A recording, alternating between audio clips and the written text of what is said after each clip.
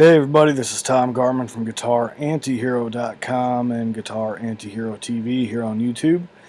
And today I want to talk a little bit about something that's often overlooked but is very important. And that is the idea of improvement versus maintenance with regard to practicing, how we go about things, and how we get things done. Now this is going to be part one of a two-part series here. So anyway, let's go ahead and dig in with this, okay? Now, this subject came up the other day as I was having a conversation with a friend and co-conspirator Guitar Antihero, and it's a topic that I was just going to talk about anyway, so I thought, well, fuck, I'll just go ahead and do it now. Exactly what topic is that, you might ask? Well, it's the idea of practicing for the sake of improvement versus practicing for the sake of maintenance, which I'll refer to as the improvement model and the maintenance model from here on out, okay? So just what's the difference here? Well, it's really pretty simple.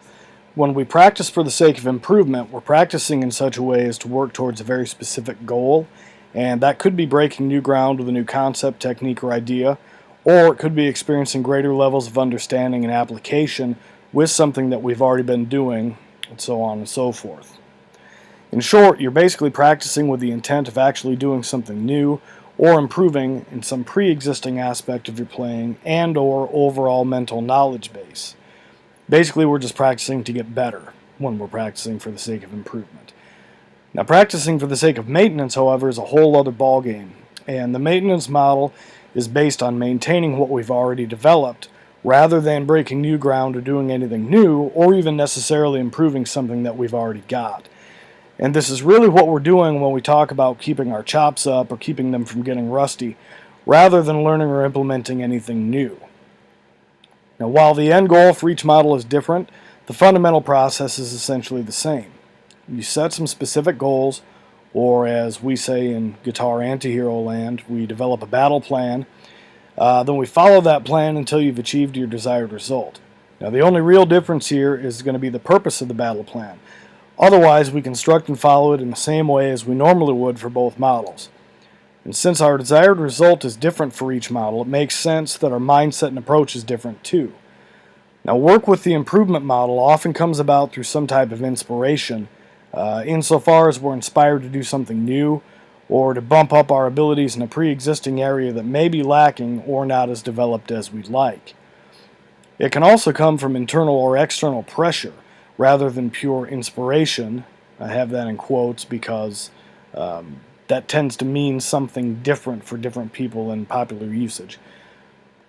So it can be different than pure inspiration, as we might feel that we need to get better with something that we're doing based on our personal expectations or the expectations and or requirements of other people.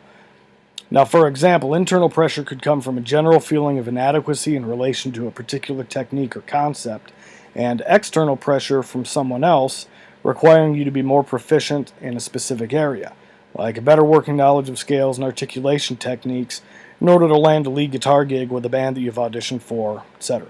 Okay? Either way, the improvement model is plainly motivation-based, and the motivational factors are pretty obvious to most of us, especially since the results we get, or we don't get, as the case may be, are more direct and easily noticeable. Okay, so what about the maintenance model? Well, that's also motivation-based, and sometimes it uses the same motivators as practicing for improvement, but there are some key differences here that are really important too, and we'll dig into those in the next installment. Okay, so that's going to take care of it for this video.